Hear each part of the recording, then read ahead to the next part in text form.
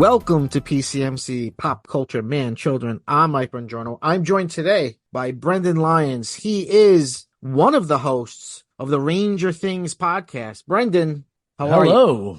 I'm well. Excited to be here. How are you, Mikey?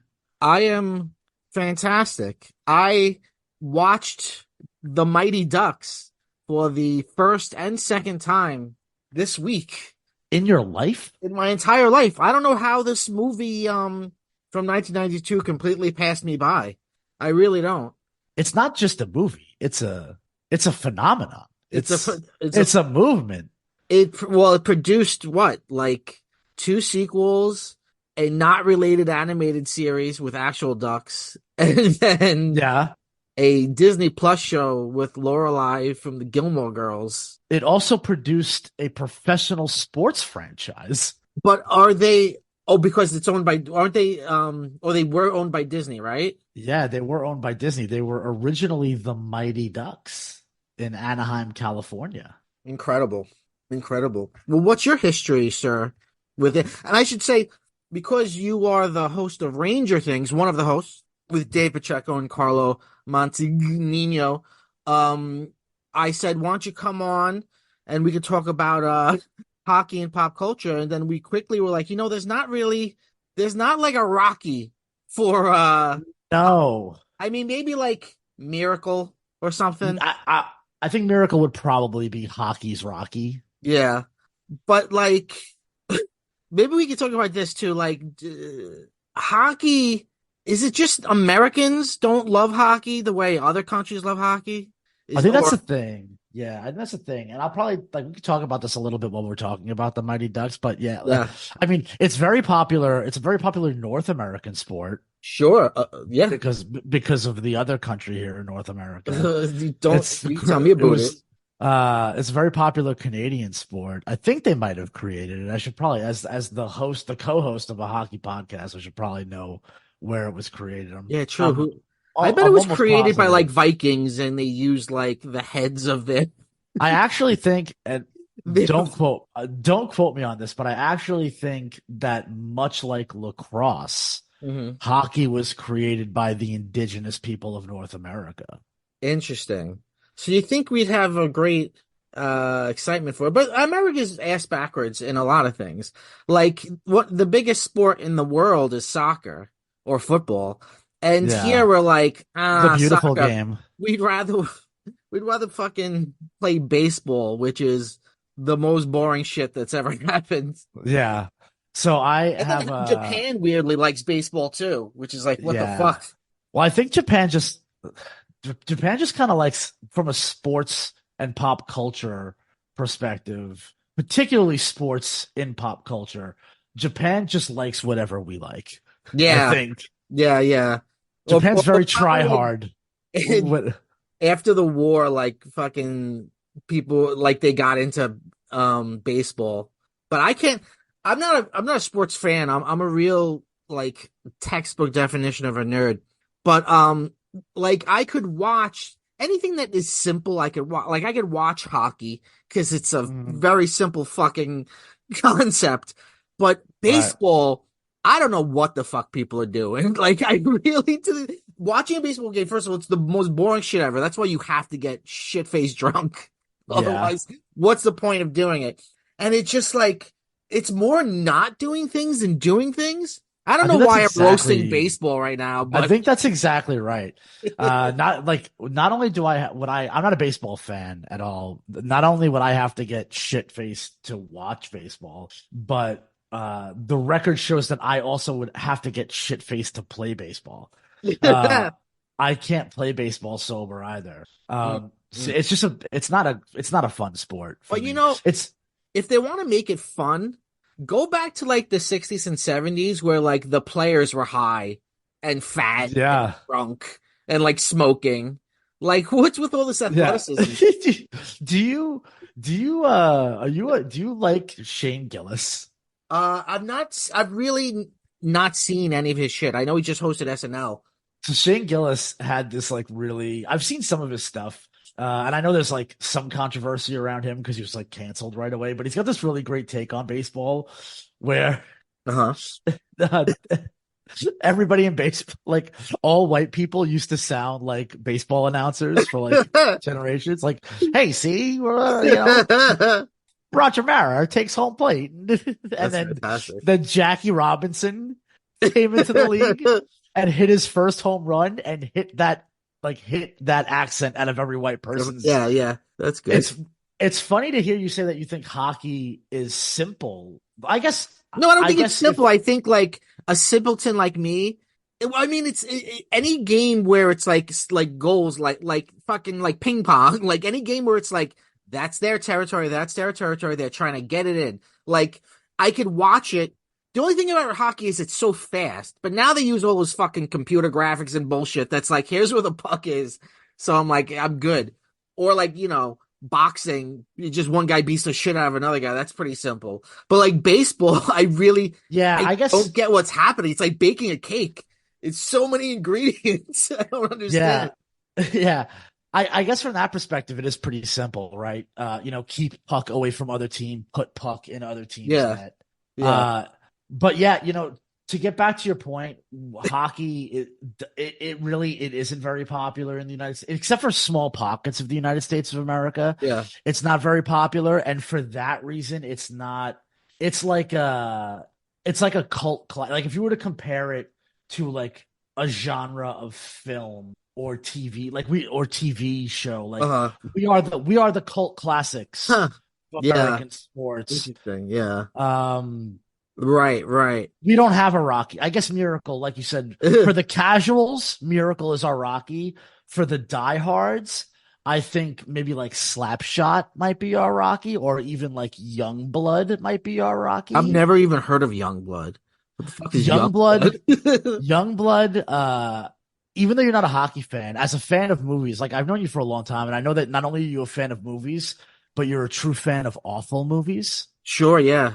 And Youngblood is a truly awful Fantastic. 1980s movie starring Rob Lowe and Patrick Swayze That tracks. about a young man, a young Canadian man named Dean Youngblood, It's the greatest who name could I've go ever up, heard in a movie. who could have it all, like Yeah, the yeah. career, the girl, Who's all of it. who's Youngblood? Is it Rob Lowe? That's Rob Lowe. He's Yeah, Youngblood. of course Yeah. he is. Of course he is. So All right, well, let me ask you about your fandom. Like, what year did the Rangers win the Stanley Cup when we were young? 1994. So I was 10. So do you think had that not happened, you would have never liked hockey? Do you think that was a No, exciting moment? no. I started following the Rangers a little bit a couple of years before they won the Stanley Cup. So I started following the Rangers in 1992. Not long So when after you were Mark, 8 years old. yeah, not long after Mark Messier came, he left Edmonton and came to the Rangers. And this around the same time, my sister started dating her now husband, who, they're 9 years older than me, and they are both big Ranger fans. And I that's see. how I became a Ranger fan. But had my sister not met Nick and I got into hockey via the Mighty Ducks, Yeah. Which I the bet a way lot of kids fucking did. yeah, it was a phenomenon. Like roller hockey was a thing in the early to mid 90s because of the Mighty Ducks. Hockey was really taking off. The Mighty Ducks happened, and then Wayne Gretzky left Canada and went to Los Angeles. Mark Messier left Canada and went to New York City. The two of the biggest American markets Yeah. were now had these marquee names. And now there's like photo shoots of like movie stars and models with Wayne Gretzky and like Magic Johnson and Wayne Gretzky. It's like, Yeah, you know, yeah. so yeah, it was getting popular and it sort of took the country by storm. And I think had I not become a Rangers fan, or if the Rangers didn't win that cup, I think I might have still been a hockey fan, but I probably would have been a Devils fan, a New Jersey Devils fan. And I Interesting. think a lot of Ranger fans my age would have been, because the next year the Devils won the Stanley Cup and went on this epic dynasty Uh-huh. like run where they were very, very good through the late 90s and early 2000s. So let me ask you right now, are the Rangers a good team? Yes, they're very good. Okay. I only ask this because one thing I like about Ranger Things as a podcast is that it's got the kind of vibe of like a podcast like How Did This Get Made? Like you obviously love the Rangers and you're there to talk about the Rangers, but you're very open about when they suck and how they suck and how Yeah. and I find that entertaining. So you just saying that they're good is interesting because listening to your show, I would believe otherwise. Because you're Well, always like how much they fucking yeah. suck. So I think Ranger fans are. So I spend a lot of time on our show, and if you're a Ranger fan or a hockey fan in general, you should check us out. Where's it Um, available? uh, so I could do my official plugs at the end, but we're available wherever you get your spot, wherever you get your podcast, you could find us, and then Everywhere. It's everywhere. yeah, we're everywhere. And then you can find us at rangerthingspodcast.com and you can subscribe for free. And we do newsletters and we write Nice. articles. And those are a little bit less like, those are more like, there's a less fun and more like hockey, Yeah, yeah. the articles. Yeah. Um, but there's a huge portion of Ranger fans or hockey fans. And I think they're a younger generation. I assume they're a younger generation because I only know them through social media because I'm the guy out of the three of us that's in charge of our social media. Oh, okay. And they confuse what the real world is like and what playing hockey in like NHL 2024 is like. Uh-huh. Like when it comes to like how trades happen and how you can build a team and things like that. And there's a lot of complaining around a team that's pretty good and in first place in their division and spends a lot of time in first place in the league. So a lot of the negative you hear coming from me is not necessarily directed towards the Rangers themselves, Hmm. but they're piece of shit fans who See, I hate. I think that's a brilliant perspective for a podcast about this team. You like your basic audience are people that you are constantly badgering and saying that Yeah, they're pieces of shit. yeah. And Is that's, it because they're New Yorkers? Or is it I, because they that have weird expectations? I think that might be it. I talk a lot about Yankee-itis, and even if you're not, Yeah. even if you're not a sports fan, like I know you're not a sports fan, but everyone knows Yankee-itis. The Yankees Yankee won a fans lot. and how annoying they can be. Well, it's when we were kids, the Yankees won a lot. The Yankees did a lot of winning, Yeah. and everywhere you went and everything you saw was Yankees. How you doing? You And they were just they bet it were just was. they were omnipresent. Yeah. The New York Yankees and Derek Jeter was all over the place and they dominated the back pages of every newspaper and you saw them in restaurants and every marquee name in baseball you felt like was gonna come to the Yankees Ah, yeah, and yeah. and that spoiled a lot of New Year's, I think. And Yeah. that's not what and there's also no salary cap really in baseball. Like baseball teams could spend as much money as they have. And Right. that's not the case in every other sport. Right, right. Um, so hockey's a poorer sport. Like they're not poor, like they're billionaires, but like comparatively, it's a poor sport. Where does like hockey games, like NHL games, where do they air? On like basic TV, on like network TV? So Or do they not? this is where they really fall short, in my opinion. Uh-huh. So right now, you could watch a lot of hockey because they have a new deal with ESPN. You Uh-huh. could watch hockey on ESPN. You could watch them on TNT. I believe you could also watch them on ABC for some games. Uh-huh. But if they have weird out of market rules, and there's a lot of Uh-huh. blackout rules, and it's very territorial. Like, let's say you are a Chicago fan and you live, I don't know, maybe 100 miles west of Cleveland. Yeah. So you're not really anywhere near Chicago, but Yeah. you might be close enough to Chicago to be in their blackout territory. So Uh-huh. you could pay for a hockey service, but you're not going to get to watch Blackhawk games because you're blacked out. You're in their local broadcast Uh-huh. territory. I don't So understand that. Or so yeah, the only reason I can watch every Ranger game that's yeah. not on national television without having cable Yeah. is because I'm not in the New York metropolitan area. So you're saying like if you want it, they're gonna make you pay for it. Yeah. You have to pay for the local broadcast network. Well, that's fucking Like in New York, it's MSG. You have to pay for MSG, okay. which is So part of a yeah, cable package. right. Okay. So All right. they're in a previous century in that regard. All right. We better start talking about this movie, or the Joshua Jackson fans are gonna turn this podcast I off. know. We're not going to talk about Fringe at all. So if that's why you showed up, you might as But we well. are gonna talk about the affair. All right. So The Mighty Ducks comes out in 1992. It's directed by Stephen Herrick, who also directed Critters and Bill and Ted's Excellent Adventure and Mr. Holland's Opus. It's written by Stephen Brill, who wrote Heavyweights, a better movie. I'm going to say it. And I'm not going to argue that. and Little Nicky, not a better movie.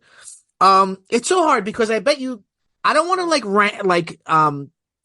like just roast this movie, because I saw it as a 40-year-old man. Like, you should, because I saw it as a child, I bet I fucking love it. So I did love it as a child, and interestingly enough, unlike movies, like for some reason, like I could still watch a movie like The Goonies, and it like I still love it, and I can't, and I don't hate it, even though I'm an adult, and I can't find reasons to pick it apart. But this movie, maybe because I have a really good understanding of hockey, and I don't have a really good understanding of low-level mafia families, and, and pirate treasure. Yeah, I can't pick the Goonies apart, but like I'm about to tear this movie apart because of its poor filmmaking, or because of the way it depicts hockey and what is allowed in hockey. Both. Are you allowed to figure skate in hockey? Are you allowed to like spin around to distract the other team? Is that allowed? I guess theoretically, yes. There's okay. Theoretically, why are people doing this? Yeah, theoretically, if a hockey player were to just start pirouetting, yes, which is what happens on the ice from Tammy and Tommy. Technically, that wouldn't be a penalty, right?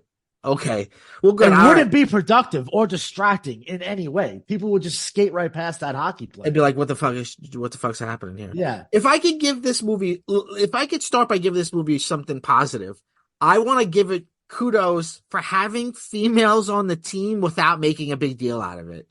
That's pretty impressive for 1992. It's actually one of the notes that I wrote. It's because I was ready. Because like you look at something like what was the movie with fucking Rick Moranis and Ed O'Neill? Little Giants. Little Giants. That's all about a fucking girl on the team. That's the whole fucking drama. Yeah. Same with Ladybugs. Yes, but Ladybugs is the opposite. But it's the opposite. Like, yeah, you need a man. Yeah, to be good. Well, I feel like this movie does fall into the like what I would call like the Bad News Bears genre, right? Yeah, it's an adult who's a piece of shit. Who's forced to be the coach of a team of loser kids that suck. Absolutely. And they're all going to find themselves around, in the process. Like, this is not something that I noticed as a little kid, but essentially Gordon Bombay's story is he's a drunk.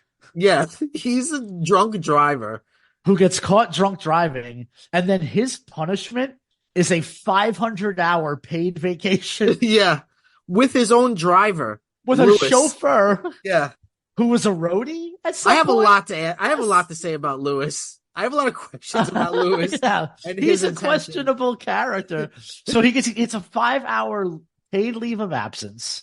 500-hour paid. Yeah. No, it was a 500-hour paid leave of absence. Well, 500 hours of community service for which Mr. Ducksworth is going to give him a paid leave of absence. Mikey, let me tell you something. I grew up playing hockey, right? At most, you get 3 practices a week in a game. So that's about 8 hours a week. Yeah. That's going to take him a full year. Yeah. To complete his 500 hours. That's a full year's paid leave. Yeah. Yeah. And that's his punishment. That's his punishment. Yeah. Hanging out with kids 4 days a week for 8 hours. That's ridiculous right off the bat. In the beginning, Gordon Bombay, played by Emilio Estevez. Played by Emilio Estevez. Yeah. Prime Emilio. but he's like a super lawyer. Like he like knows how to like quote the law, and he like looks for loopholes and Yeah. shit. Um, He's he's he's like one gonna of get himself out of his DUI, and then yeah, the he found a DUI loophole. yeah, I What don't is I don't know how. and I then don't know how. Mr. Ducksworth puts his foot down and he's like, not this time, Yeah, Bombay. yeah. No more of these fucking weird loopholes you keep finding to win your cases. But how, like, Gordon Bombay? So there's two really quintessential 90s characters in this movie, and Gordon Bombay is one of them. And it's Mhm. like this schemy, Well, he's a uh, lawyer, right? The like 90s the is all about schemy lawyer jokes, fucking lawyers. lawyer. And Yeah, then I feel like Fulton Reed, who we meet halfway through the movie, yeah, is the other quintessential 90s character in this movie. yeah, I agree. But Gordon Bombay is definitely the first Right. quintessential Because 90s. Fulton is a big kid who's he's superhuman amazing at one particular thing. Right. And then Misunderstood, yeah, scared. People are scared of him. but yeah, but he just has to learn to skate, and Yeah. then things are perfect. I gotta tell you that, like, even though I've picked this movie apart so many times as an adult, uh, has so many flaws.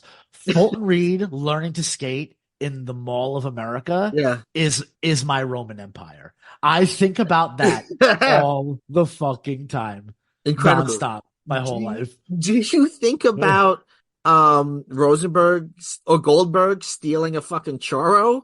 They are criminals. They How are. I when I first saw that scene, I was like, oh, this is fun, I guess. And then when I saw Gordon with them, I was like, you're an adult, sir. This is not legal. You're putting a lot of people in danger. Why are you encouraging Some this of behavior? these kids are stealing. He Why are the Mighty Ducks like when you first meet them, they're like hanging out in they're like hanging out in dumpsters. They're like true garbage pail kids. Like they're not just the bad that's team. They're true like we wear rags and live right. in filth. And this is not even this is not even a metaphor. This is literally how you're They're introduced the boxcar children. It's like who to are the Mighty these Ducks. kids? They're fishing a purse out of a dumpster to put dog shit in it. Right. Can we They've got talk this about scheme that means that is wild. Please go can talk we, about can it. we talk about this scene for a second? Because they give the dog beans. So we make the assumption that Whose beans do dog is this. this? Is it anyone's dog? It's just Did they steal a dog? a street dog. It's just a street dog Sure. Okay. that apparently is there Yeah. frequently enough that they know it's going to be there. So they feed Right. it beans, assuming that beans do the same thing to dogs' digestive systems that they do to ours. Yeah. I guess. Immediately. So they collect the poop. Right. They put it in the purse. My First, my they problem. fished out of a garbage. Yeah. My issue with the scene is the man who takes the purse. Like, he takes the purse, Yeah. he drives the block, he tosses the purse. But then, let's talk about the amount of time this man spends chasing 10-year-olds. He wants to kill them with his bare hands. This man is committed to killing children. Yeah. Over this prank. It goes into old-fashioned, old-timey fast motion. It's Benny Hill-esque. Yeah, I think maybe the editor was looking at it and it was like, this is a lot. Let's speed this up and get through this. But when that happened, I was like, first of all, I thought that the scheme was going to make them money somehow. No, it's just to have someone look at poop or put their hand in poop. That's the whole scheme. But then I was like, okay, they put it on like the sidewalk and I was like, okay, somebody's going to walk and see it. But then a car stops. I wouldn't see if you're driving a car, you're gonna stop for a purse on the sidewalk. Maybe, I don't know. It's the early '90s in Minneapolis, Minnesota. I don't know a lot. Apparently, it's the poorest neighborhood in Minneapolis. Why are they so poor? I don't understand. And they've got all like the classic poor things, like. They don't have good equipment. They don't have uniforms. They don't even have a fucking name. They're just District 5. Yeah. Like, how did their last coach died of a heart attack? What was his deal? Yeah. All the poor things. All the poor things. An Italian kid. Yes. You've got, Uh, yeah, you've got every kind of shitty '90s kid. You've got the kid that thinks he's funny and he's not. You've got the mopey fucking sweet kid, which is Joshua Jackson, who fucking sucks. Yeah, Fucking Spazway. Charlie. Charlie is such a wet rag. He's not as bad as Charlie from the Santa Claus, who I've gone after on my show many times Yeah, as the worst kid in I'm any. aware. I'm aware. But Charlie from this movie is, and he's also dedicated to getting Gordon Bombay to fuck his mom.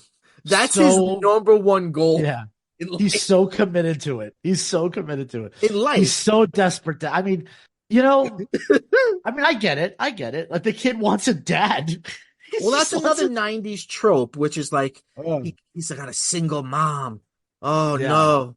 Divorce in the '90s, divorce was the worst thing that could ever happen to Right. anybody. Um, Like I've got a couple of questions for District 5. The first question yeah, is why are they so poor? And we've kind of sure, touched on that sure. a little bit. Can they When eat? it's can these people eat? Why Because is it the you only only ever see, yeah. sorry to interrupt you, but you only ever see two parents at the games. Are the others all orphans? Where are the Yeah. other parents?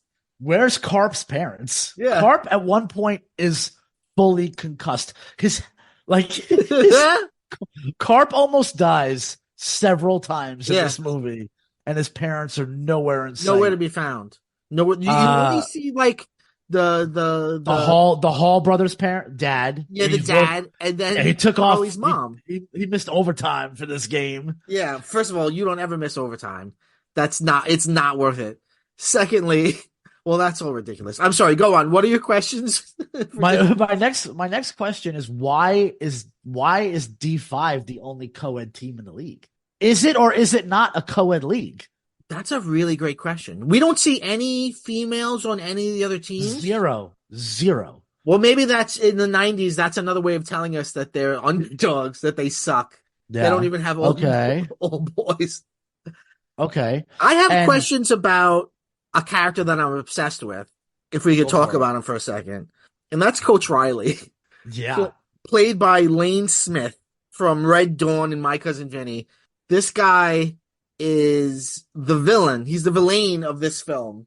We meet him in the very beginning because we see a flashback of him as Gordon, young child Gordon's coach, saying all the things you do not say to children. Nope. He's like, if you miss this, you haven't just failed and let me down. You've let the entire team down. We find out later that his dad just died. His dad just died. And he puts all his pressure on this kid, and then the kid fucks it up because his dad just died. He shouldn't even be out of the house. And he's the villain because when later on Gordon goes and has to, coach, he's still the coach of the best team. But here's the thing. Is Pee Wee hockey coach a job? Is it a thing? No. Is it an activity that you do in the evening if your kid is on the team? No, it's that. Yeah. It is that. In this movie, he's been the Hawks coach for 30 years. I guess, and he's like hot shit. I guess your kid doesn't necessarily have to be on the team. You could just volunteer with the league to be a if coach. you're super weird. Right. If you're just like, hey, I want to be around kids. I guess you could just volunteer to be a coach, But I want to go back to the penalty shot. Can we go back to the penalty shot, please? Beginning? In the beginning, yeah. Yes. Like later on in the movie, like you said, later on in the movie, we're given some context that his dad just died. Yeah. But later on in the movie, we're also given some more additional context about that moment in time. Mm-hmm. After, do you remember the part where Gordon Bombay, after the loss it was either the loss to the Hawks or the loss to where he was telling them to take the loss where he was trying to get them to take. Yeah. The kids in the red uniforms. I forget what their team was. And he was yelling at all the kids, and then he looked up and saw Hans up in the crowd, and then Hans left. Yeah. And he went to see Hans. First of all, question: is Hans rich? Why is his shop a castle? No, here's my question for Hans. Where were you between 1939 and 1945? Because if you're a man in your mid to late 70s, I've got questions about your whereabouts. Well, he is Scandinavian. He's not German. He's Scandinavian. Really? Yeah, Okay. I he's thought he was Scandinavian. German. I always think of So Hans as German. He's also the bad guy in Lethal Weapon too. he is, He's and maybe diplomatic that's immunity guy. what's throwing you off. But listen to me. Hans says something to Gordon in the shop that night Yes. that meant nothing to me for years and years and years and years and years. And then I watched this movie 2 days ago, Yeah. and I was like, what the fuck did Hans just say? Hans says, you scored 198 goals that season. You're Okay. not a hockey, you're not a hockey guy, but 198 goals feels like a lot, Sounds right? like a lot. Sounds like Sounds a like a lot. lot I did for some a math, Mike. child. I did some math. So the Pee Wee hockey schedule, I'm going to pull it up here because I've got my math. As our Yeah. friend Amelia would call it, I've got some firm math here. Yeah. The Pee Wee hockey schedule is 13 games long. That's 15.23 goals per game. The average hockey player plays about a third of that game. So that's 20 As a minutes. child. He's playing about 20 minutes per game. Uh-huh. So that's a goal every 61.8 seconds. But here's the catch. Right. Sure. The catch is that you're not a shift isn't the exact amount of time every time. Like a shift is like usually like 45 to 90 seconds. So you're not always on the ice for a full minute. Mhm. So that means Gordon Bombay during this season Yeah. to score this amount of goals is scoring a goal every time his feet touch the ice Yes. in under 45 seconds. Yes. Yes. This puts him on a trajectory to be the single greatest athlete in the He's never history lived. of mankind. Yeah, And because he his dad stopped died. playing hockey. He stopped playing hockey because he missed a single penalty shot, which did not even cost them the game, Mike. They were tied after he missed that penalty shot. They went to overtime, Yeah, and they had an opportunity to win it in overtime. That's my question, because like why does Coach Riley treat it like it's his fault when Right. that's not the case? Coach Riley could have been like, don't worry, Gordo. You're just going to score a goal in the next 33 seconds like you've done all year. Yeah, buddy. But he probably benched him. He probably benched him in overtime. Yeah. He probably benched the greatest athlete to ever live in overtime, and they lost the game. Yeah. Coach Riley. I just imagine like he's like a real like he's like a guy. Like that's not his job. Like he works in like a hardware store. Yeah, he works at Ace Hardware. Yeah, and then like he'll come in and people are like, oh, here he goes. He's gonna fucking talk about his hockey team. And it's like, I fucking told you to put the paints back, Riley. God damn it. It's just so funny. And also, I don't mean to be cruel. I don't mean to talk about the way people look. But I could never be intimidated by someone. This is true. I could never be intimidated by someone with a bad hairpiece. Because, and it's not that I have, I'm bald myself. It's not that I don't have respect for bald people. It's that when you have a hairpiece, it means you're bald, but vulnerable about it. You don't want to admit it, and you're lying to everyone. And we all, really, you're lying to courtesy yourself. to you, have to pretend like we don't know. Yeah, like we don't see this dead animal. Like I could never be intimidated by a man in a hairpiece. It cannot happen. I'm sorry, but he's like he's. Nobody mentions it because it was probably the actors, not the characters. Yeah. But he's perfect, like bad guy coach in one of these movies. It's not about the kids having fun. It's not about, it's about you gotta win over anything. He makes them chant win, win, win. And it's not like winning isn't enough. Yeah. He literally says to them, it's not worth winning if you can't win big. Yeah. That's his motto. He'll put a kid in the fucking hospital if he has to. He does. He does. Which is wild. There's a scene I know we're jumping around the movie a little bit here, but there's a scene at the end in the championship game. This is after Adam Banks, so I've got a lot to say about Banksy. Yeah. But Adam Banks is already a Duck at this point, and Adam Banks scores a goal, but gets tripped up as he's scoring a goal and sort of slides face first into the boards. And then he gets up, and as he's getting up, he gets tripped and like goes viciously into the into the net. Yes, Yes. right? And like is very hurt. He's very Right. injured. This is And a little the kid. only thing this kid did wrong, by the way, is fucking Coach Riley gerrymanders the fucking Pee Wee Right. hockey. All And this he kid did had this wrong. kid on his team because the Yeah. kid's good. But then Gordon fucking brought up that the kid is not in the right district. So the kid goes to play for the Ducks just because he wants to play hockey, because he's a child who wants to play hockey. But that's enough for Coach Riley to be like, no, now you're a fucking enemy. Yeah. All this kid did wrong was live in the house that his parents bought. Yeah, that's what That's he it. fucking did wrong. So now this little kid is hurt. There's a little kid injured Yeah, laying on the ice, and Riley's response is, all right. Like right. that was his response. And then this was the worst part about it. There was that scene right after he gets hurt where it it shoots to the two Hawks, and one of Yeah. them's like, what did you do? Oh my And the God. big one goes, my job. Sir, sir, you were 12 years old. What are you talking I about? gotta tell you something. My job. 8-year-old Brendan shivered with my job. I That mean, was yeah, terrifying. they're fucking, they're still, they're cold. They're monsters. The Hawks are what we in the hockey community call a wagon. What does that mean? They're unbeatable. Hmm. Okay.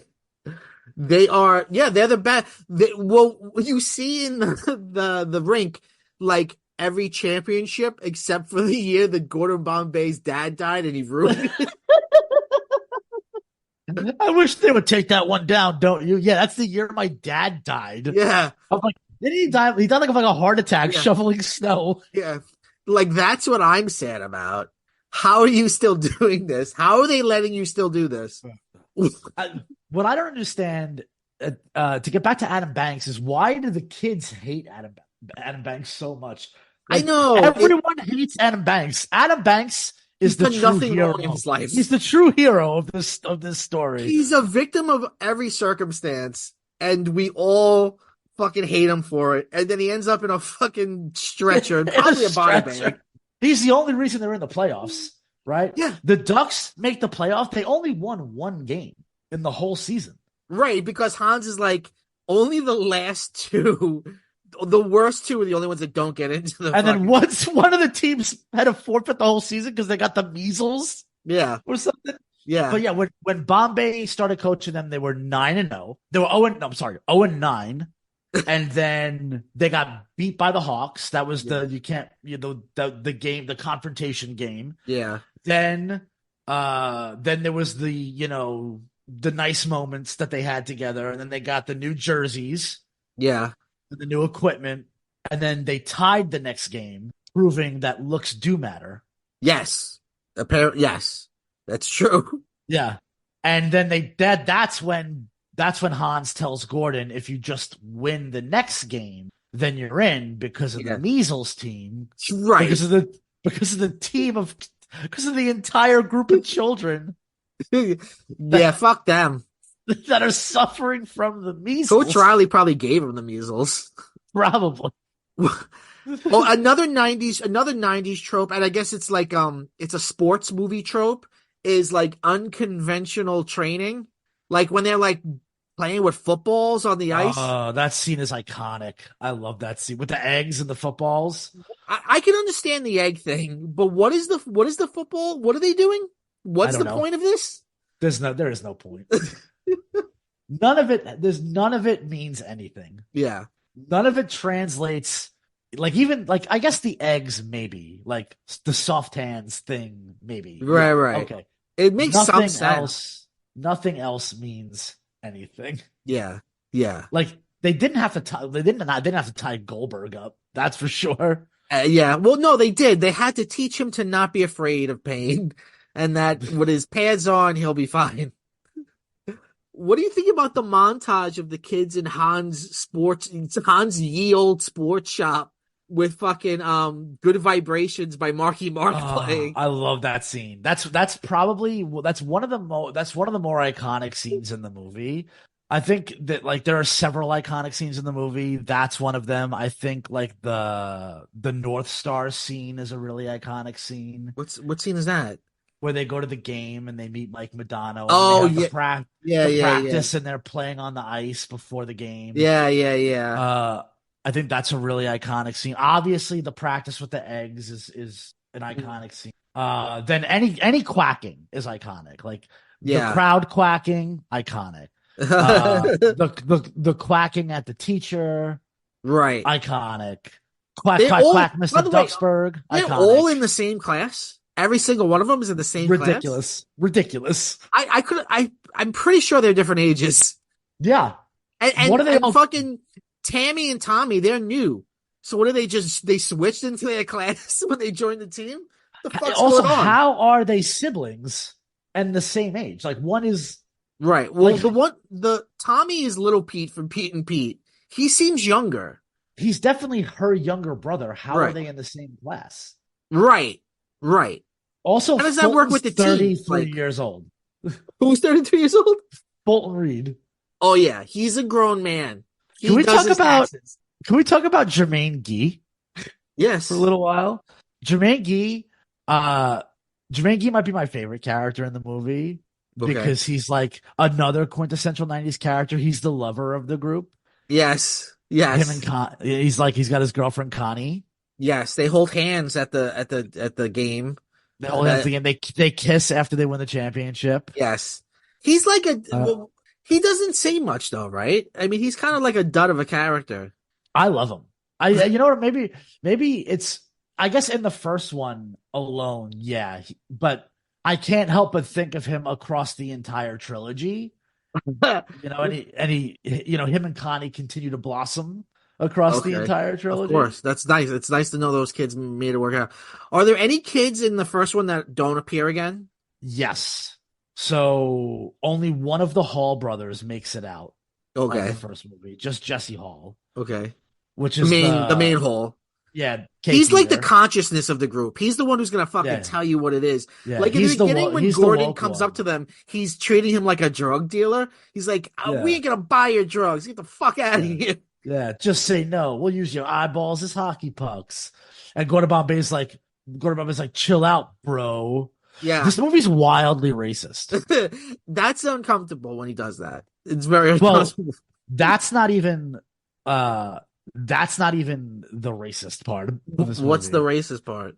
Like, remember when you were like, "Oh yeah, it's super great that like they have girls on the team Yeah. and they don't say anything about it." They immediately like the goodwill they get for not being sexist is immediately destroyed by the blatant racism. In the first game against the Hawks, Mhm. the starting lines, the starting line for District 5 is Guy Germain centering the two Hall brothers, Uh-huh. Jesse, and I forget the other one's name. Yeah, he's not important. So they're the starting lines. So Guy's the center, and then Jesse is the right wing, and his brother is the left wing. Uh-huh. And then the Hawk center approaches the dot in the center at center ice towards Jesse, towards Guy Germain. Yeah. Looks at the line and said, "What's this? The Oreo line?" Oh shit, yeah. And they are from that point on referred to exclusively as the Oreo line by everyone, including their own teammates and coach. Yeah, that's pretty fucked up. I forgot about it until you said it. Wildly racist. Yeah. God damn. Yeah. The 90s was such a fucking wild time. You can't even describe it to people. It's just the fucking shit that flew. I'm happy that no one says the R word in this movie. I was waiting for it. Especially it's the same person who wrote Bill and Ted. There's a lot of R word in that movie. Well, that was a little bit earlier. Well, I mean, in 92, it was still it was still super prevalent in 92. Oh yeah. Yeah. In movies. But yeah, just, conceptually, this movie is ridiculous from both a plot, a plot point, and then like as far as hockey is concerned. How so? This movie is elaborate for me. Well, from a hockey standpoint, or from like in the real world. Oh, tell me from a hockey standpoint. Well, first of all, the Gordon Bombay being the greatest athlete to ever live, and then not playing hockey ever again. Yeah. Just becoming the because greatest lawyer who ever lived. right. And then just like the arc of their season, right? So like I said before, when Gordon finds them on that faithful pond that Yes. day, they are 0-9. But according to Connie, they came close one day, they only lost by 5. Yeah. Then they play the Hawks, they lose 0-10. Then they get their new uniforms, they tie Mhm. 0 Yes. 10 and 1. Then there's then they need to win to make the playoffs. Right? Hans tells them you win Yeah. this game and you make the playoffs. But then there's the sarcasm blunder. Remember the sarcasm blunder? Yes, of course. Where Gordon is talking to Riley and he's like, "Oh, they're losers. They don't deserve to win." And the kids hear them. That's the "we love you, we're mad at you, we love you" Yeah, yeah, again. yeah, So yeah. we're in the "we're We're mad gonna at let you" you say that we don't valley. deserve to live. Right. It's fucking So sarcasm. so while we're in the "we're mad at you" valley of Yeah, the plot, of yeah. the story They arc, forfeit a game. they forfeit a game. Yeah. How Uh so now they're 0-12 many games and do they 1. win? 1. The last game. The last game, the They won 13th game. they won the whole championship with one win. So they win the last game to make the playoffs, which doesn't even make sense. How could a season be an odd number of games? These are things I would not even think about. It could not be an odd number of games. There has to be an even number of teams. Right. Right. Unless there was supposed to be more games, but there aren't because of the team that has measles. Rest in peace to that team. Maybe there should, but even still, you would assume there's probably only 8 teams, or like Yeah. there would probably only be 6 teams, and you play each team twice. Okay. Yeah, yeah, yeah. Or something like that. Or there's not 14 districts and you play every team once. Right. That's that wouldn't make sense. Right. Anyway, whatever. So there's 13 games. They go 1-12. No, I'm sorry. They go 1-11. No, 1-12 and 1. Mm-hmm. They go, I think. Somewhere around there. So 1-12 and 1. So it's 14 games. 14 games. Yeah, 14 games. I'm trying to remember, is there any point where there's like a montage of winning? Like a kind of like yada Yes. yada, they won a bunch that we don't have to show you. Yes, and that's the playoffs. So they have an abysmal regular season up until the last 2 weeks or 3 weeks where they tie, forfeit, win, and then they absolutely fucking dominate in the playoffs. Yes. Right? And I don't know. I mean, I know hockey's popular in Minnesota. In fact, it's like, especially in the 90s, like leading up to the 90s, it was one of the only places in America where it was popular. But it wasn't like to have Pee Wee hockey in the newspapers. Pee Wee hockey in Hockey Magazine, and underneath it says the #1 hockey publication. The #1 hockey publication in the world, just week after week, is just covering reporting about the Ducks, 11-year-olds in Minnesota, and also the personal beef between Gordon Bombay and Coach Riley. There's literally a picture of both of them, like, oh, they're going up against each other. Right. We're Hockey Magazine. Nothing else is going on. In the world of a professional sport. Right. You've got the pro level, the collegiate level, the Olympic level, Pee Wee hockey. Right. So, yeah. So then they dominate the fucking playoffs. Yes. Then they meet the Hawks again in the championship game. Again, like I said earlier, the Hawks are a wagon. The Hawks score 4 goals in the first period of that game. Well, 3 goals and 3 goals in the first period of that game, and they take a 3-0 lead. And then the Ducks score two goals in like the third period. And then the Hawks score again, but somehow through the power of friendship and the triple deke, another iconic scene. That scene is they have it in the bag, but because he wants to fuck this kid's mom, he's like, I'm going to give this opportunity to you, the obvious wet blanket on this team. The kid that's not exceptional, but I've been showing favoritism towards because I want to fuck your mom. Exclusively because I want to fuck your mom. Exclusive, and you want me to fuck your mom too. There's no problem. We're both in agreement. We I both want want me to you to fuck fuck your your mom. mom. You want me to fuck your mom. Your mom wants me to fuck your mom. Yeah. The rest of these kids are fine with it. I'm gonna let you do it. Not this fucking ringer, 35-year-old fucking Fulton. Who fucking goes to work every day in the mine and then comes Yeah. comes and plays This, fucking kid, this kid's a longshoreman. I like in the beginning when he just shows up to dispense justice, like the Yeah. punishment. Like whenever they're being picked on, he just shows up and like grunts and like beats up the Hawks and then goes back into where he came from. He doesn't hang out. He's just like, I'm going back now. I've done what I had to Yeah. do. And that fucking Nirvana song plays from Batman. Oh my God. But yeah. So then they win. They win the game. Charlie Spazway wins the game. Yes. You know what else is crazy? In that championship game, Charlie gets like checked or tripped, and he like falls and slides against the boards, and then he gets up and it's like his helmet comes off. Yeah. And one of the Hawks boards him, and boarding is when you like skate. Yes. I wanted to ask you about this. You don't stop, and you hit that player directly in their back numbers when they're on the boards. Yeah.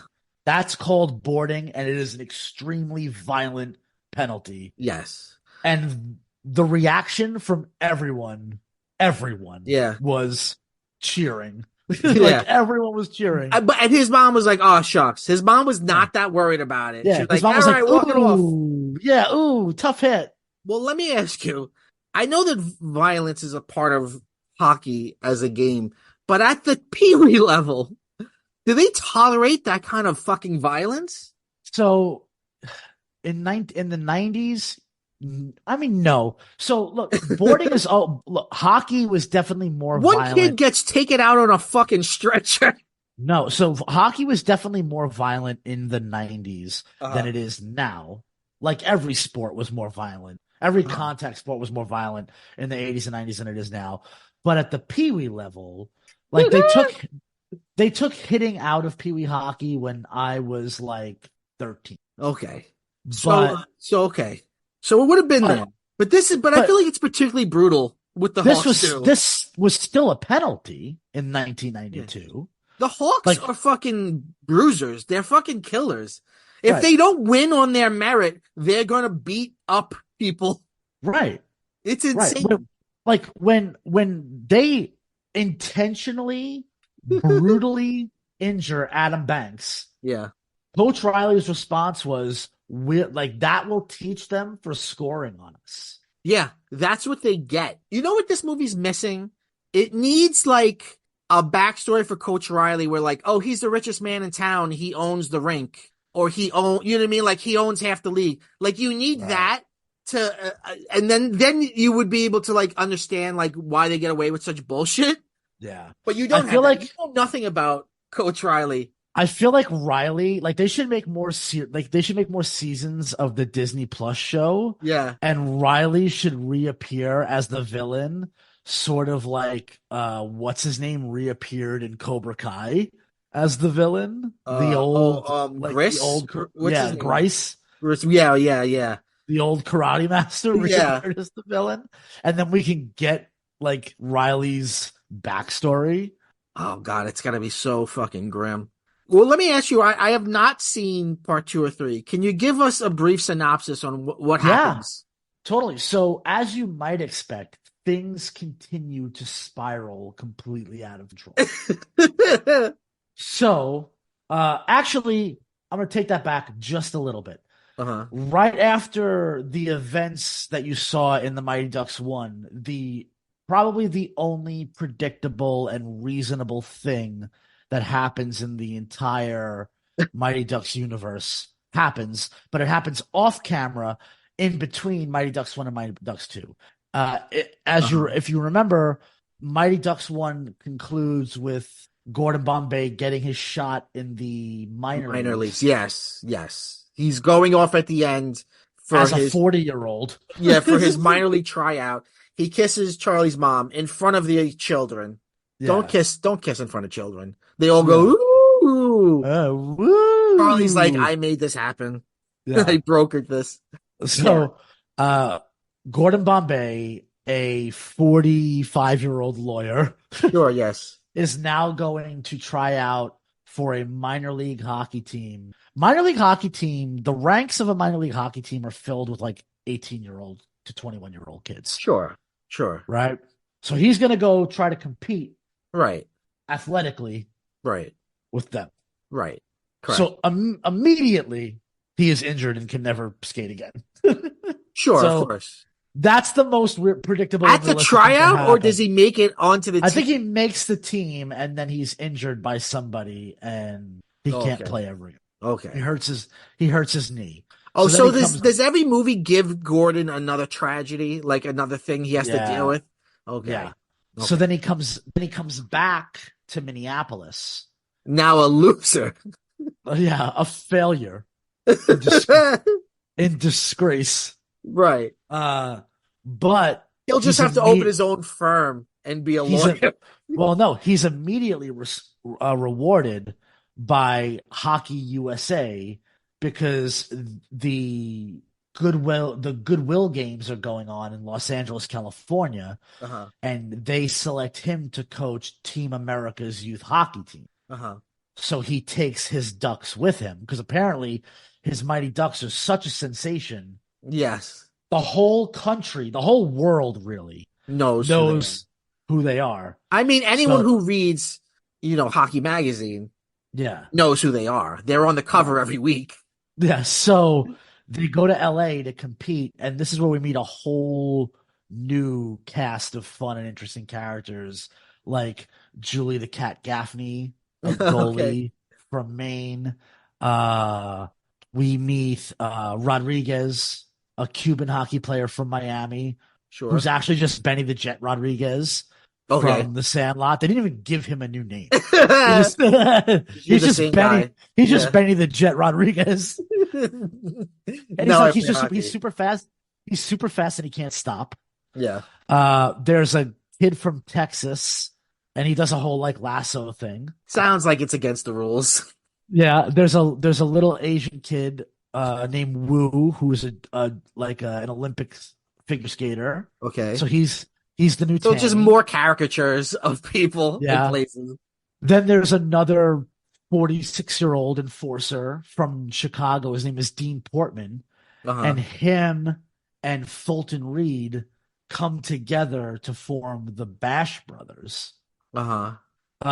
Some of your favorites from the Ducks go like Charlie's there, Banks is there, Jermaine is there, Connie's there, Aberman is there because we're not going to do this without Aberman. Of course. You need Gold, to make terrible jokes. yeah, Goldberg is there, even though he's always just about to move back to Philly. Oh Goldberg. yeah, yeah, yeah. Who else is there? I don't know. There's more of them go. But then there's also because it's in LA. I mean, the LA is the hood. It's Yeah, yeah. urban in LA. Oh So boy. there's Yeah. so the blacks are there, Mike. I don't know if you Uh, know this, yeah, I had a feeling it was gonna get uncomfortable. but the blacks live in LA, Yeah, yeah. Sure. right? Yeah, yeah. And they're not down with how all these white boys are playing hockey. Sure. Sure, yeah. Makes sense. This is where we meet Keenan, Oh yeah, yeah. who's in two. And he has a special trick that he does where he stands the puck up on its side and shoots it. It spins, and he calls it the knuckle puck. And it's completely ineffective, but everyone's terrified of it. Sure. And this is actually at the end of the movie. They can't seem to get it together because they're wearing the USA jerseys, and they just can't come together. Right. But in the championship game, Yeah.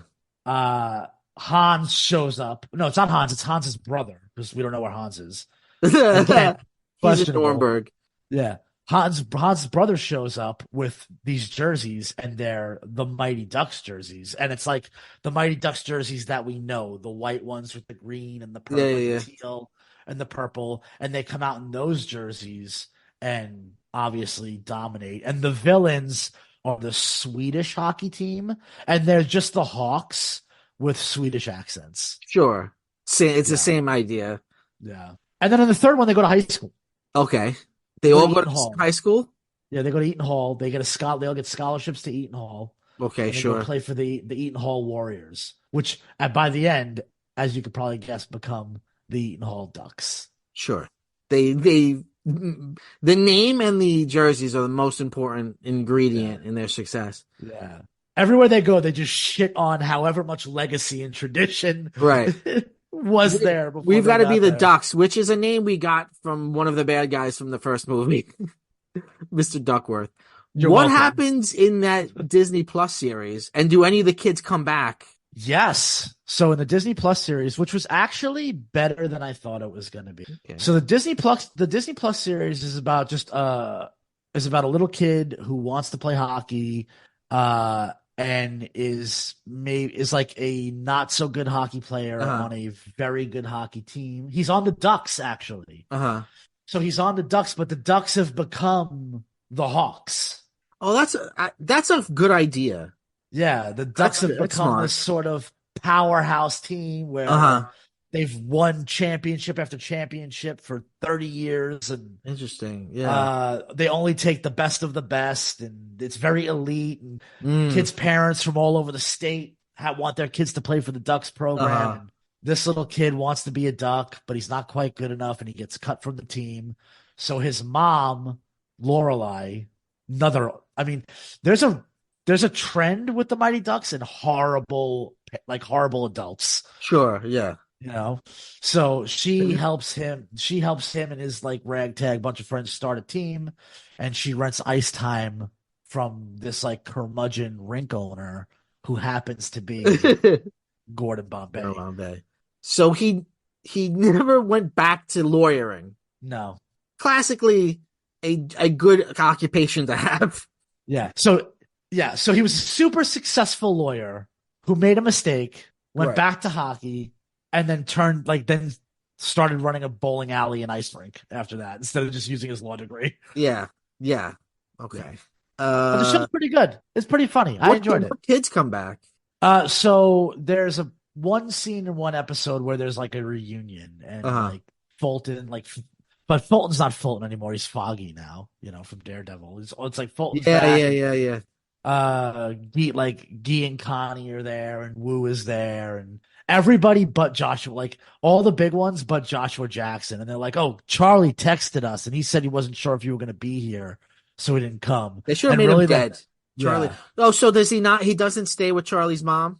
no, they should have done. You know what they should have done? They should have done what like Fuller House did with Netflix, where every time they mention Charlie, every on-screen character breaks the fourth wall and just stares at the camera awkwardly for Yeah. 15 or 16 seconds. Yeah. That's probably what they should have done. I think I would have enjoyed that more. Let me ask you a question. Is Emilio Estevez a bad actor? You can take as much time as you want on this one. Overall or in this movie? In this movie, let's say. No, I don't think so. I'm gonna disagree with you. I think He doesn't move his face. He's like like a mask. And he also doesn't look he doesn't look the other characters in the eye. He always looks like he's got a far off look. I don't know if he's sleepwalking through this movie or what, but I was just like, wow, he's really bad in this. I don't think there's a single good actor in this movie. I think it's a kids movie. Yes. So but I don't know think if about there's a how great Walter Matthau is in the Bad News Bears. He's fantastic. Actually, you know what? I'm going to take that back. I think what's his name, who plays Riley, is really great in the movie. Yes, it's true. No, he's good. Because you really hate him by the end of this movie. Yeah. So he's fantastic in this movie. Yeah. But yeah, no, I guess maybe you're right. I guess he's not so great. He's not so great in this movie. I was really gobsmacked. I was like, holy shit, what's happening? What is he doing? And they offered it to Charlie Sheen and he said no. So what's the next best thing? Emilio Estevez? And he said, yes, I'll do it for 30 years. No problem. Now I'm trying to think of what movie Emilio Estevez has been a good actor in. Well, let's look at his IMDb. It's just all Mighty Ducks. Well, there was the Mighty Ducks movies. He's pretty much the same in all of them. There was Stakeout and Yes, Stakeout 2. Stakeout. Um, Men at Work, that was a classic. I don't let's remember see. if he was a good actor in that. Yeah, he. I could tell Yeah, you that I objectively think that his brother is a bad actor. Like, I don't think Charlie Sheen is. he's in Mission Impossible 1, He is uncredited. he's in Mission Impossible 1 for about 6 seconds. Oh, he's in Loaded Weapon 1. Yeah. So do you remember Mission Impossible 1 in the very beginning where No, it's been Ethan so long Hunt's since I saw so that. Oh, he's in Young Guns, right? Young Guns. yeah, so he's you know what, he's really good in Young Guns. He's Yeah. really good in Young Guns. That's a really great movie where both him and Charlie Sheen are good. So he's in Mission Impossible. Do you remember in the beginning where his whole team is killed and he gets framed for it? Yes. Yes. So Emilio Estevez is like the tech guy who's in the elevator, and the elevator goes all the way up and he gets crushed. He gets like spiked in the face by John Voight. He's also in Maximum Overdrive. I don't think I've ever seen Maximum Overdrive. You have, because you and I saw it together. It was playing on TNT Monster Vision one Saturday night. And we watched it. That's the movie that's the only movie directed by Stephen King about the fucking trucks that come alive. Yeah, okay, yeah. I think you're wrong about never having seen The Mighty Ducks. Really? It's possible. And here's why I think you're wrong. Right, yeah. Because my dad, what month did that movie come out? What month? Let me see. I'll get the date here. The Mighty Ducks, 1992, year of our Lord. This came out October 2nd, 92. That's tough. So I'm pretty sure my dad took me to see The Mighty Ducks with people, like with other children. Yeah. And typically anytime my dad or your dad took children to see a movie, the other one of us was there. Yeah. I don't know. It was in October, not around your birthday. Your birthday's coming up, right? It is next week. Yeah. I feel like we 40, saw right? all 40 years old. Yeah. Congratulations. Thank you. I feel like we saw all of the major, like, released in the early to mid 90s movies together. Yeah, we've done this whole episode and not said that me and Brendan are first cousins. Yeah. That's why we know each other our whole lives. Yeah.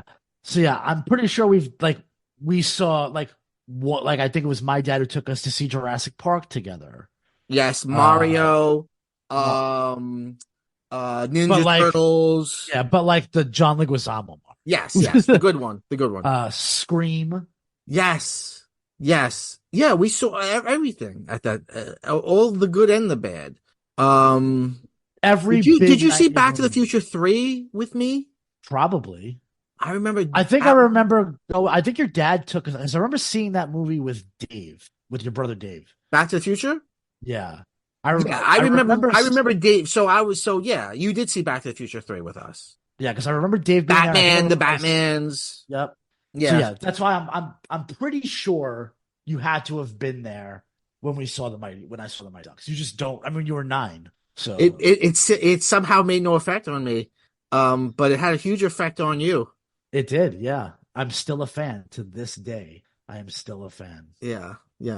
All right. Well, you know what? Tell us a little bit about your podcasts. Yeah, gladly. So, if you're a hockey fan, if you're a Rangers fan, you should definitely check us out because we have a really unique perspective on the Rangers. I think it's unique, one, because we're one of the only Ranger podcasts with 3 hosts. Most are just 1 or 2. So we cover the full spectrum of emotions when it comes to Ranger fandoms. Yes, that's true. On every episode, you typically get a little bit of blind optimism. Somebody's sad. Yeah, somebody's angry at people for being sad. Somebody's angry at people for being optimistic. Yeah. Somebody's angry at people for not being optimistic. You truly get it all. That's true. I'm not a hockey fan, and I've listened to a lot of episodes. And you'll go on about like cooking meatballs and shit. Like you go off on other topics. But even when you're talking about hockey, I find it entertaining the way that you I don't know. I find most like sports shows like I don't know, it's very like clinical, but you guys like I don't know, you guys talk about it in a lively kind of fun way. So when we started this podcast, Mike, we made a we had a conversation about what we wanted this podcast to be. And what we had listened to a lot of other sports podcasts and made a conscious decision to be nothing like them. Uh-huh. We didn't want to just be three people watching games and then talking about like just breaking down the thing Right. that we had just watched play by play because anybody could do that. I mean, you could, you could have just watched what we watched, Yeah. or Right. and I feel like when I listen to other podcasts or even just sports radio, even though Yeah. it's sort of a dead medium Uh-huh. now, it's just everybody's just regurgitating the same talking Yeah. points on every different show. We didn't want to be that. So yeah, we'll talk about the Rangers a lot. We'll talk about the things they do, the good Right. You'll and the talk about bad. like what the fandom is doing, what's going on Twitter. Yeah, but we'll also Like, talk about yeah. the fandom, how the fans interact with each other, how they interact with the team. We also talk about the league in a whole. Right. We talk about hockey in its whole, so that means we're talking about the new women's league, the new female Uh-huh. league, which is like becoming a tremendous success. I know the Mighty Vin was on your show recently, and it was one of the things he's obsessed with Yes, he was has a this sports new, podcast as well called yeah. Oddball. I heard him talk about it on on this podcast actually, so I was going to check it out. But yeah, so really one of the biggest messages that we have that we try to get across in the way we talk about the Rangers and hockey is that hockey is really a sport for everybody, Okay. right? It's not just a sport for people who have been fans their entire life or who have played hockey, who are diehard sort of like analytic heads. There's a space in hockey for all different types of fans. There's a space in hockey for people who aren't fans at all, like you. hmm hmm And there's certainly a space in our show for Yeah. everyone.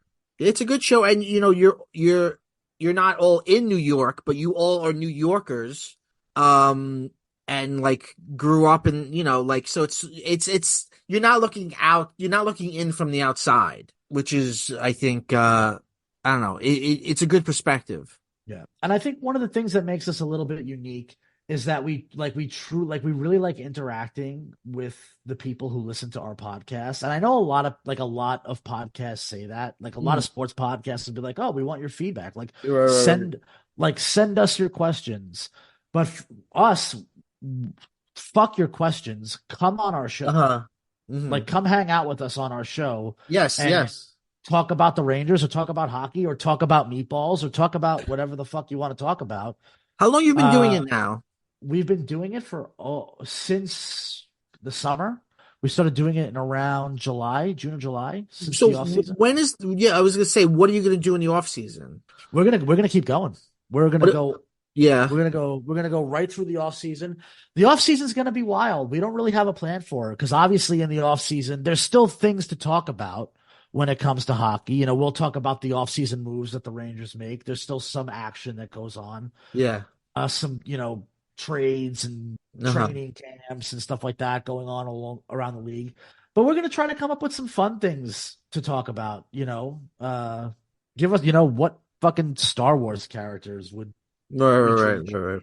or something like that, or we might just go off the wall completely. But one thing right. that we do know is that there's going to be an episode every single week, and I kind of like the episodes where we talk about the Rangers the least, the Uh-huh, most. uh-huh. What day do I you think drop? we drop every Monday. Drop every Every month.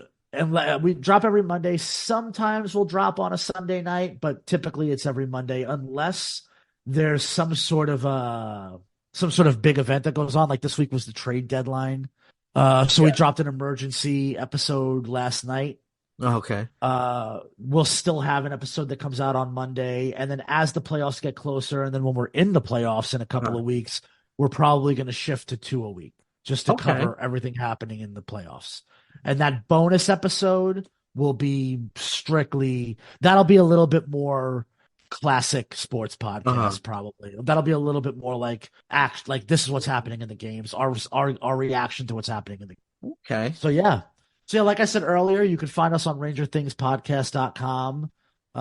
If you want to read our takes on hockey, subscribe for free. It's free. You can find us all over social media. Our TikTok is sort of dormant. So is our Instagram. So is our TikTok. Yeah. I haven't done anything with the PCMC Like, TikTok in a like long time. if you guys have any, like I tried to get the TikTok going with like clips from like YouTube and clips. We use Yeah, Riverside to record for a little while. So I tried to get the TikTok going. yeah, I think we just need an intern or some shit. yeah. It's like there's only so much shit you can do. Like Yeah. Yeah. that's the Uh, thing. Yeah, but if you're on because we also have Twitter, jobs. yeah, It was a real jobs. if you're on Twitter, follow us at Ranger Things 23. Our Twitter account is wild. Okay, Yeah, you our get into Twitter. a lot of scrapes on there. Yeah, yeah. Our Twitter account, our Twitter account is a 24/7 gong show. So Awesome. it's a lot of fun. So yeah, thanks for having me on. I'd love to come back Well, on and talk about some other hockey movies or whatever movies. I'm also a nerd, as you yes, know. yes. Brendan, thank you so much for being here. The podcast is Ranger Things. Have you gotten a cease and desist from Netflix No, not yet. over? I thought we were going to because one of our fans made us a theme song Mm, that was the Stranger Things theme song with Rangers highlight reel played over it, like dubbed that's over fun. it of them Yeah. scoring goals. And we played it once and we were like, oh, this is probably gonna get some negative attention. We probably shouldn't play this anymore. Yeah, I don't I used to when I first started this podcast, I used to put like clips and like old commercials and shit and like Yeah. then like YouTube the it got stricter on copyright strikes and I was like, you know what? I don't want to put effort into something that someday it's going to be taken away from me. So now it's all I don't put any Yeah. copyrighted material. We do. Our song is it's commonly our intro song is the Dancing Larry song. Hmm, There's hmm. a Ranger fan, his name is Larry, and they play this song at Madison Square Garden, and he dances to it, and they put him on the Jumbotron. They You call it guys the had a Dancing Larry really song. funny conversation recently about fucking how crazy it is that there was a player who was arrested for domestic violence. And Yeah, Denny Potvin. yeah, and that led to a chant that Yeah, people still do. yeah. So Denny Potvin was a New York Islander in the late 70s into the early 80s. He was a fantastic defenseman. And he won Stanley Cups on Long Island, and he was arrested for domestic violence. And the Rangers and Islanders are rivals, or were rivals when Uh-huh. both teams were good at the same time. Yeah. And after the domestic violence incident, a chant started at Madison Square Garden, and it's the first sports chant I ever learned as a And little kid. this is triggering. Okay, I want you to Yeah, know that. This is yeah, but we're telling you something historical that people of all ages happily did in public. yeah. Trigger warning. The chant is "Beat your wife, pot van. Beat your wife. Clap, clap. Beat your wife, Um, pot van. Beat your wife." I knew that, and I didn't even It's know horrifying. it is. What's horrifying about it is that like with nobody saying a word to me, I would just walk around Yeah, public areas as a little kid, like the halls of my elementary school, sure. like beat your wife, pot van, beat your wife. Yeah, it's Nobody, fucked up. nobody had an issue with it. It's fucked up. Yeah. All right, Brendan, thank you so much for being here. We end every episode by saying go bye bye. Go bye bye.